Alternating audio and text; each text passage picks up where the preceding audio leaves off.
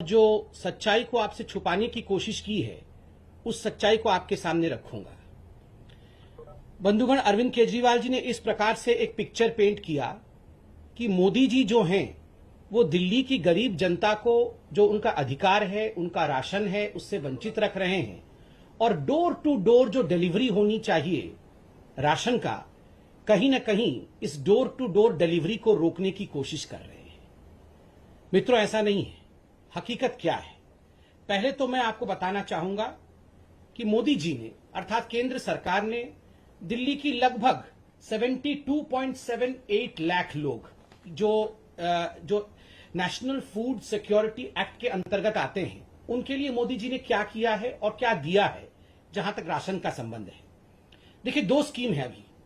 एक स्कीम है national food security act, जिसको NFSA कहते हैं, और दूसरा स्कीम है प्रधानमंत्री गरीब कल्याण योजना। आप जानते हैं मोदी जी पूरे हिंदुस्तान के 80 करोड़ जनता को मुफ्त राशन मुहैया करा रहे हैं कोविड के समय में। तो ये दो स्कीम के अंतर्गत दिल्ली में भी जो गरीब बंधु हैं, उनको भी, जो मजदूर हैं, जिनको आवश्यकता है, उनको भी मोदी जी राशन पहुंचा रहे हैं।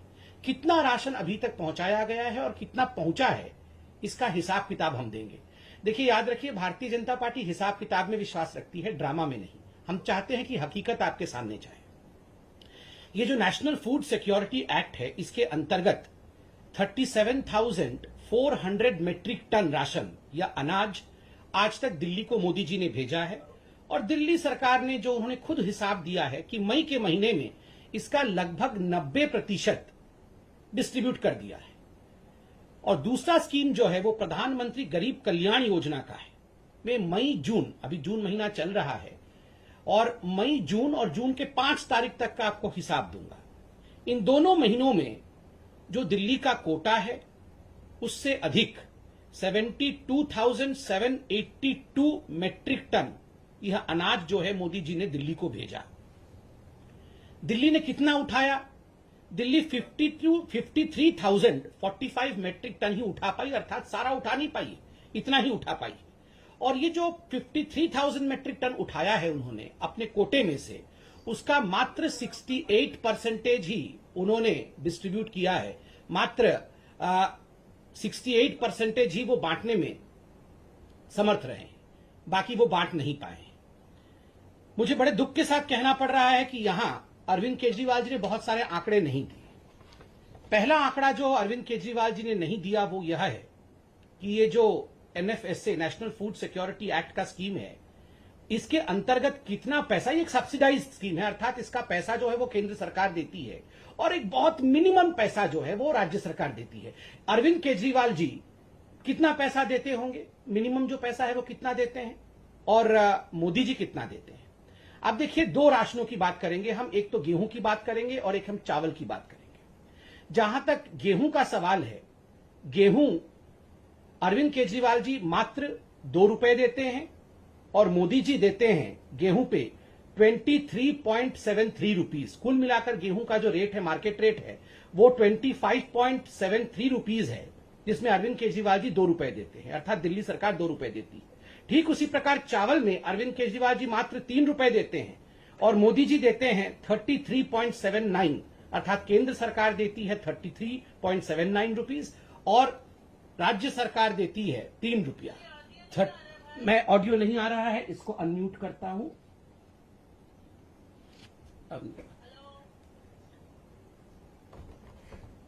तो स्वाभाविक रूप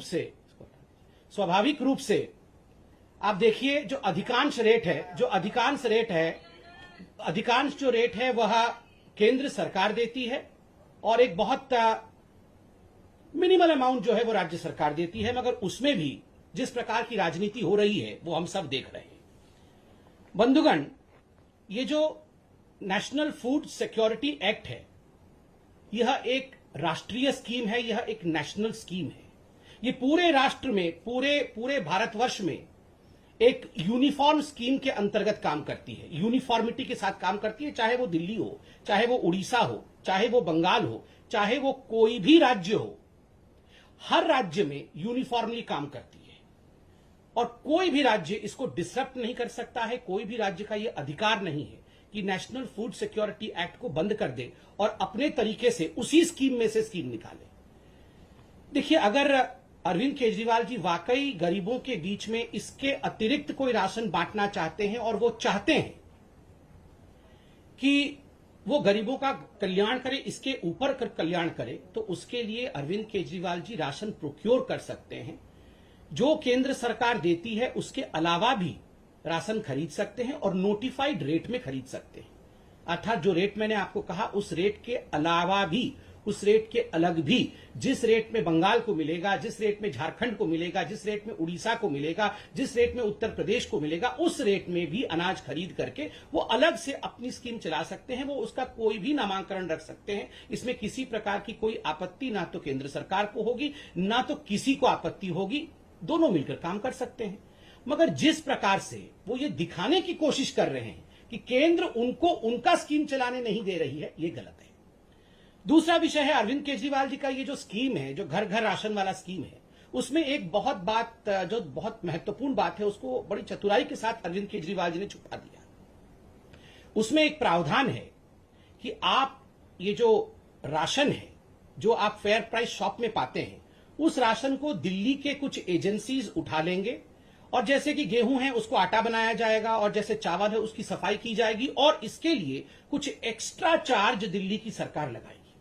देखिए, नेशनल फूड सिक्योरिटी एक्ट में कोई भी एक्स्ट्रा चार्ज के विषय में नहीं बताया गया है कि कोई एक्स्ट्रा चार्ज कोई भी राज्य लगा सकती है। जो केंद्र के नियम है उन्हीं केंद्र के नियम के मुताबिक चलना पड़ेगा। एक्स्ट्रा चार्ज कोई लगा नहीं सकता है।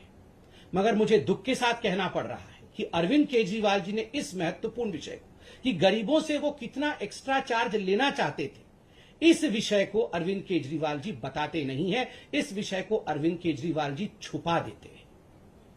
और केंद्र सरकार ने स्पष्ट रूप से कहा है कि आप कोई भी केंद्र का जो कानून है, केंद्र का जो स्कीम है, उसमें एक्स्ट्रा चार्ज लगा करके उसे अलग तरीके से राज्य में रख नहीं सकते। तीसरी बात है, देखिए अरविंद केजरीवाल जी, आपने कहा कि आप गरीबों का भला चाहते हैं। One nation one ration card, पूरे राष्ट्र में एक राशन कार्ड हो, इसका प्रावधान केंद्र की सरकार ने किया था। बाकी राज्य इस काम को कर रहे हैं, आगे बढ़ा रहे हैं। मुझे दुख के साथ कहना पड़ रहा है बंधुगण कि दिल्ली की सरकार ने इस विषय को मना कर दिया कि वो one nation one ration card में आगे नहीं बढ़ेंगे और आज उन्होंने इस काम को आगे नहीं बढ़ाया है, जिसके कारण हजारों हजार जो मजदूर होते हैं, जो गरीब होते हैं, जो माइग्रेंट लेबर्स होते हैं, आज वो राशन से वंचित रह रहे हैं। जबकि यह प्रावधान बिना किसी पैसा खर्च के दिल्ली सरकार आराम से कर सकती थी। केंद्र ने इसका सारा प्रायोजन किया हुआ था और केंद्र ने बार बार चेताया है केजरीवाल जी को कि केजरीवाल जी, आप one nation one ration card इसको फॉलो करिए, इसको आप बनाइए। देखिए, अरविंद केजरीवाल जी कह रहे हैं कि वो घर घर जाके राशन देंगे और डोर स्टेप डिलीवरी करेंगे।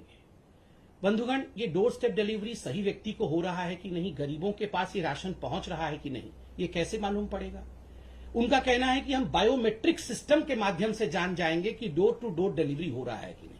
हम आपके अंगूठे ले लेंगे, हम आपका कोई ऐसा बायोमेट्रिक निशान लेंगे जिससे कि ये जो हिसाब है कि सही व्यक्तियों तक पहुंच रहा है कि नहीं, वो हिसाब हमारे पास आ जाएगा। मगर यहां केंद्र की सरकार ने अरविंद केजरीवाल जी को रिमाइंड भी किया है और मैं भी बताना चाहूंगा कि एक point of sale EPOS machine होती है। आपने देखा होगा, दुकान में आप जाते हैं तो कई बार उसमें कार्ड स्वाइप होता है। एक मशीन होती है जो इंटरनेट के माध्यम से कनेक्टेड होती है और उसमें जो भी डेटा जाता है वो डेटा सरकार के उच्च अधिकारियों तक, सरकार के कंट्रोल रूम तक पहुंच जाता है। 2018 के अप्रैल के महीने से अरविंद केजरीवाल जी ने दिल्ली के जो 2000 फेयर प्राइस शॉप है जहां ये राशन वितरित किए जाते हैं, उन्होंने ये जो POS मशीन है, EPOS मशीन है, जो इंटरनेट के माध्यम से काम करते हैं, उन्हें बंद करवा दिया था और सब कुछ एक हाथ की प्रक्रिया से, एक मैकेनिकल प्रक्रिया से आरंभ कराया था। तो आप बताइए, सही गरीब तक जा रहा है या नहीं, ये राशन उचित व्यक्ति तक जा रहा है या नहीं, ये कैसे मालूम पड़ेगा जब आपने POS मशीन ही बंद कर रखा है? और अब बहुत कहने के बाद आपने POS मशीन चालू करने की बात की और दिल्ली की जनता को जान के आश्चर्य होगा, छोटे छोटे राज्य जो दूर दराज इलाके में हैं, जिनके पास इंटरनेट की सप्लाई भी नहीं है या कम है, उन छोटे छोटे राज्यों ने पीओएस मशीन लागू कर रखा है। इन छोटे छोटे राज्यों ने इनका 80% से अधिक आधार कार्ड ऑथेंटिकेशन है। अर्थात ये जो आधार कार्ड के माध्यम से, कि आधार कार्ड एक गरीब व्यक्ति के घर में अरविंद केजरीवाल जी जाते हैं, उनको राशन देते हैं, तो आधार कार्ड के माध्यम से कि इस व्यक्ति को राशन पहुंचा कि नहीं, ये आधार कार्ड के माध्यम से मालूम पड़ता है। जो नेशनल एवरेज है वो 80% का है, किंतु दिल्ली में आधार कार्ड ऑथेंटिकेशन 0 है। अर्थात अरविंद केजरीवाल जी ने इस पे कोई काम नहीं किया है। हमें मालूम ही नहीं पड़ेगा कि अरविंद केजरीवाल जी ये राशन उठा करके किसको दे रहे हैं। तो आप बताइए, क्या ये एक बहुत बड़ा स्कैम, मैं तो कहूंगा ये स्कैम होते होते रुका है। ये बिल्कुल 25 तारीख से जो अरविंद केजरीवाल जी ये जो राशन डाइवर्टिंग सिस्टम, ये कहीं ना कहीं राशन को डाइवर्ट करना चाहते थे। ये इतने बड़े स्कैम को करना चाहते थे कि आप देखिए, जिस व्यक्ति तक ये राशन पहुंचना चाहिए उस व्यक्ति तक ये राशन नहीं पहुंचेगा, और ये राशन न जाने किसके पास पहुंच जाता। ना उसका आधार कार्ड ऑथेंटिकेशन है, ना वहां ईओएस मशीन है, और आखिरकार बाद में आप दिल्ली में देखते कि 7, 8, 10 गुना अधिक इन्फ्लेटेड प्राइस में गेहूं और चावल आपको दिल्ली में मिल रहा होता। यही अरविंद केजरीवाल करना चाहते थे। मैं ऐसा क्यों कह रहा हूं? आज अरविंद केजरीवाल जी ने राशन के घपले, राशन माफिया, सबके बारे में बात की। बंधुगण, आपको ये याद है ना, ये राशन कार्ड कैसे बनाते थे इनके मंत्री, आपको याद है ना? ये इनके राशन कार्ड मंत्री राशन कार्ड ऐसे बनाते थे, फेवर लेके लोगों से राशन कार्ड बनाते थे। पूरा केस कोर्ट में गया और अरविंद केजरीवाल जी को अपने मंत्री को ही हटाना पड़ा। अरविंद जी, आज आपकी जो उद्गार को हमने देखा, जो आप इतना कह रहे थे कि मैं राशन के लिए बहुत चिंतित हूं और बचपन से ही मैं चाहता था कि दिल्ली की जनता का भला हो, राशन कार्ड तो आपने ऐसे बनाया था। राशन कार्ड बनाने में ही आप घपला करते थे, सेक्सुअल फ्लेवर लेके आपके जो मंत्री हैं वो राशन कार्ड बनाते थे। बंधुगण, आज पार्टी ने हमारे कहा भी है और आपने ट्वीट भी देखा है कि ABCDEF, ये जो अरविंद केजरीवाल के ABCDEF है, हम उसको आज उजागर करेंगे। क्या है अरविंद केजरीवाल जी का ये गवर्निंग मॉड्यूल या उनका जो काम करने का तरीका है? ए क्या है? ए फॉर एडवर्टाइजमेंट। केवल एडवर्टाइजमेंट करना है, कुछ करना नहीं है, केवल एडवर्टाइजमेंट करना है। आज आप देखते होंगे कि वो जो बहुत सारे सिलेंडर रखे हुए होंगे और उसके बीच अरविंद केजरीवाल जी मास्क पहन के चल रहे हैं। हर जगह ये फोटो आ रही है, बहुत सारे सिलेंडर रखे हुए हैं और अरविंद केजरीवाल जी चल रहे हैं, एडवर्टाइजमेंट आ रही है और वो कह रहे हैं ये हम 3rd वेव की तैयारी कर रहे हैं। अरविंद केजरीवाल जी, ऐसे ही अगर आप सिलेंडर के बीच में मास्क पहन करके 2nd वेव से पहले चल दिए होते तो आज 2nd वेव ही नहीं होता और ये सारी चीजें नहीं होती। आप उस समय भी एडवर्टाइजमेंट कर रहे थे, आज भी एडवर्टाइजमेंट कर रहे हैं। 1000 करोड़ रुपए, 900 करोड़ के आसपास आपने एडवर्टाइजमेंट में खर्च किया। और दिल्ली वासियों, अगर यही 900 करोड़ रुपए उन्होंने राशन पे खर्च कर दिया होता ना, तो आज घर घर अनाज तो क्या, घर घर फल फ्रूट तक पहुंच गया होता। सबके घर में एक सेव, एक अनार भी पहुंच रहा होता, अगर वो वाकई 1000 करोड़ रुपए एडवर्टाइजमेंट पे नहीं खर्च करते। A for advertisement, B for blame. हर चीज में मोदी जी आपने ऐसा कर दिया, मोदी जी आपने वैसा कर दिया, मोदी जी आपने मुझे ऑक्सीजन नहीं दिया, मोदी जी आपने मुझे रेमडेसिविर नहीं दिया, मोदी जी आपने हमें हॉस्पिटल का बेड नहीं दिया। फिर सुबह उठ के देखो तो टीवी पे चल रहा होगा, अरविंद केजरीवाल जी ने सबको बेड दे दिया है, अरविंद केजरीवाल जी ने सबको ऑक्सीजन दे दिया है, हम घर घर ऑक्सीजन पहुंचाएंगे। अरे आप तो ब्लेम कर रहे थे सुबह से ही कि मोदी जी ने आपको कुछ नहीं दिया, और फिर कैसे आपने घर घर पहुंचा दिया? मोदी जी राशन नहीं दे रहे, राशन क्या दे रहे हैं मोदी जी ने? हमने अभी आपको आंकड़े दिए हैं। मोदी जी 25 रुपए दे रहे हैं, आप 2 रुपए दे रहे हैं। मोदी जी 33 रुपए दे रहे हैं, आप 3 रुपए दे रहे हैं। और उसके बाद भी आप इतनी जोर आवाज कर रहे हैं, जबकि जो भी आपका ड्यू है वो ड्यू आपको मई और जून के महीने का वो दे दिया गया है, आप उसे डिस्ट्रीब्यूट नहीं कर पा रहे हैं। फिर भी B for blame, A for advertisement and B for blame. C for credit. हर चीज में क्रेडिट लेना है जी इनको, बस क्रेडिट। सुबह से उठकर दोनों भाई अरविंद केजरीवाल और मनीष सिसोदिया 2 डायरेक्शन में निकल जाते हैं, क्रेडिट लेने की डायरेक्शन। अरे आप तो खुद ही बोलते हैं हमें काम करने नहीं दिया जा रहा है, कोई भी नहीं चाहता है कि दिल्ली सरकार काम करे। मोदी जी आपको सारे अड़ंगे अटका के रखे हुए हैं, कोई भी आपको आगे नहीं बढ़ने दे रहा है, फिर कई चीज की क्रेडिट ले लेते हैं जी। मोहल्ला क्लिनिक खोल दिया जी हमने, पूरे विश्व का सबसे बड़ा मोहल्ला क्लिनिक है। आप देखिए हर गली कोने में मोहल्ला क्लिनिक है। इतना क्रेडिट लिया आपने, फिर निकला क्या? खोदा पहाड़ निकली चुरिया। वो मोहल्ला क्लिनिक का क्या हो रहा है जी, आप बताइए। और तो और मैं तो आपको एक पूरा जजमेंट भी पढ़ के सुनाऊंगा। पहले ABCD कंप्लीट कर। C for credit, A for advertisement, B for blame, D drama. आज पता नहीं किस, मैं तो मोदी जी आप देखिए लड़ने का समय ही नहीं है जी। हम सबको मिलके काम करना चाहिए जी। हम किसी भी विषय में मैं राजनीति नहीं करता हूं। अरे अरविंद केजरीवाल जी, हर विषय में आप केवल राजनीति करते हैं। सुबह से शाम तक राजनीति, सर्जिकल स्ट्राइक हो तो राजनीति। 26 जनवरी के समय तो आप रजाई ओढ़ के लेटे हुए थे। आपको याद है ना राजपथ पे कैसे रजाई ओढ़ के लेटे हुए थे कि 26 जनवरी तक नहीं होने दूंगा। और आप बोल रहे हैं आप राजनीति नहीं करते हैं। हर चीज में राजनीति करते हैं। वैक्सीन में राजनीति, राशन में राजनीति, ऑक्सीजन में राजनीति, बेड में राजनीति, वेंटिलेटर में राजनीति, हर चीज में राजनीति करते हैं। और फिर ऐसा ड्रामा करते हैं कि मैं तो कुछ नहीं करता हूं जी, वो सारा कुछ मोदी जी मुझे नहीं करने दे रहे हैं। और ABCD तक तो हो गया। E एक्सक्यूजेस, बहाने। हर चीज में आप बहाने देख लीजिए, हर चीज में बहाने देख लीजिए। जब आज स्पष्ट रूप से आपको सरकार ने कहा है कि आप घर घर राशन देना चाहते हैं, स्वागत है। अनाज है, गोदाम में अनाज है, आप आए, अनाज खरीदें। और जिस प्रकार भी मुख्यमंत्री घर घर योजना चलाना चाहते हैं, केजरीवाल जी घर घर योजना चलाना चाहते हैं, कौन रोक सकता है जी आपको? आप आइए, गोदाम से जो नोटिफाइड रेट है उसमें खरीदिए, खरीद के जाके घर घर बांटिए, कोई आपत्ति नहीं है। नहीं, जो मोदी जी दे रहे हैं उसी में अड़ंगा फंसाना है और फिर बाद में रोना भी है, एक्सक्यूज भी ढूंढना है कि देखो जी मोदी जी ने नहीं करने दिया। अपना सारा पैसा एडवर्टाइजमेंट पे खर्च कर देना है। और जो एक नेशनल यूनिफॉर्म स्कीम चल रहा है उसको कैसे नहीं होने देना है, ये आपने देखना। E for excuse. और जब A for advertisement, B for blame, C for credit, D for drama और E फॉर एक्सक्यूज होगा तो स्वाभाविक है F फॉर फेल्योर। गवर्नमेंट का पूरा फेल्योर हो गया है। ना एक हॉस्पिटल बनाया, ना कोई इंफ्रास्ट्रक्चर बनाया, ना वेंटिलेटर प्रोक्योर किया, ना ऑक्सीजन प्लांट बनाए। कभी कहते हैं इस महीने में 44 ऑक्सीजन प्लांट बन जाएगा, उसके अगले दिन कहते हैं 84 बना देंगे जी। मतलब क्या मजाक बना के रखा हुआ है? बन तो एक भी नहीं रहा है। कभी 44 बना देंगे, कभी 64 बना देंगे, कभी 84 बना देंगे, फिर सुबह आके मोदी जी ने बनाने नहीं दिया।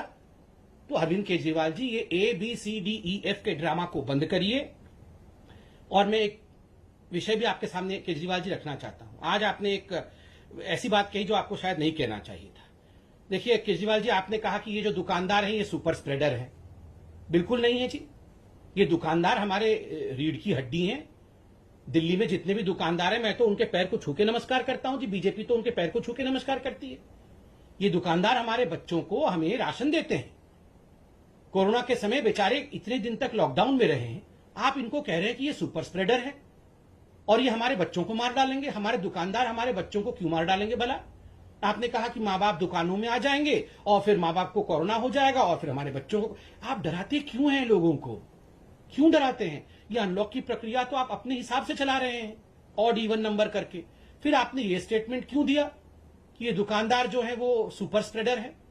कोई दुकानदार सुपर स्प्रेडर नहीं है। वो अपना व्यवसाय कर रहा है, कानून को पालन करके कर रहा है, मास्क पहन के कर रहा है, डिस्टेंसिंग के साथ कर रहा है। और दुकानदारों को गाली मत दीजिए। जो लोग बॉर्डर में बैठे हुए हैं, जो लोग वहां पर धरना प्रदर्शन कर रहे हैं, पुतले फूक रहे हैं, वो सुपर स्प्रेडर नहीं है। ये बेचारे दुकानदार जो हैं ये सुपर स्प्रेडर बन गए। मुझे लगता है इस प्रकार की भाषा का प्रयोग अरविंद केजरीवाल जी को बिल्कुल नहीं करना चाहिए। और देखिए अरविंद केजरीवाल जी, आज तो मैं धन्यवाद देता हूं कि जिस प्रकार से केंद्र सरकार ने एक बहुत बड़े स्कैम को होने से रोक लिया, बहुत बड़े स्कैम को होने से रोक लिया। और वो स्कैम था कि आप ये सारा का सारा जो गोदाम से डाइवर्ट करने वाले थे अनाज गरीबों के नाम पर और इसका स्कैम करने वाले थे, आज वो स्कैम होने से रुक गया है। मुझे लगता है ये दिल्ली की जनता के लिए बहुत राहत का विषय है। बहुत बहुत धन्यवाद। चैनल को सब्सक्राइब कर लीजिए अभी। दिल्ली NCR, दिल्ली सरकार और दिल्ली नगर निगम से जुड़ी हुई लेटेस्ट खबरों के लिए देखते रहिए चुनाव टीवी।